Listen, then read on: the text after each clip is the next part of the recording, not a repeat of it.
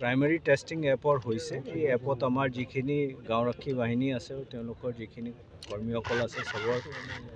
contact details থাকিব কোনটো গাঁৱত কোন মানুহ আছে সেইটো থাকিব যেটোকে যেতিয়া দৰকাৰ হয় আমি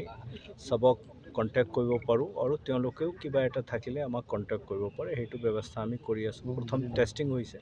মই ভাবোঁ যে 1 মাহ 1.5 মাহৰ ভিতৰত এইটো আমি ৰেডি কৰিম কিন্তু সেইটো পাব্লিকৰ কাৰণে নহয় এইটো অকল গাঁওৰক্ষী বাহিনী আৰু পুলিচৰ কাৰণে আছে তেওঁলোকে যেটো 2,500 যেটো মাননি পায় তেওঁলোকে 10,000লৈকে যেটো বৃদ্ধি কৰাৰ প্ৰস্তাৱ গ্ৰহণ কৰিছে আজি তেওঁলোকে যিখিনি কৈছে এইখিনি আমি গোটেই নোট কৰিছোঁ আৰু নোট কৰাৰ পিছত এইটো আমাৰ হেডকোৱাৰ্টাৰত আমি এইটো আলোচনা কৰিম তাৰপিছত গভৰ্ণমেণ্টৰ লগত আলোচনা কৰিম মই ইয়াত এই বিষয়ে একো প্ৰতিশ্ৰুতি দিব নোৱাৰিম স্যাৰ DGP হিচাপে নিৰ্বাচিত হোৱাত আপোনাক অভিনন্দন জ্ঞাপন কৰিছোঁ ধন্যবাদ আৰু স্যাৰ আপুনি DGP হিচাপে কাৰ্যভাৰ লোৱাৰ পিছত অসম আৰক্ষীৰ প্ৰধান কি 3টা কাম আপুনি প্ৰথমে কৰিব মই কাৰ্যভাৰ লোৱাৰ পিছত আপোনাক নিশ্চয় এই কথাটো কম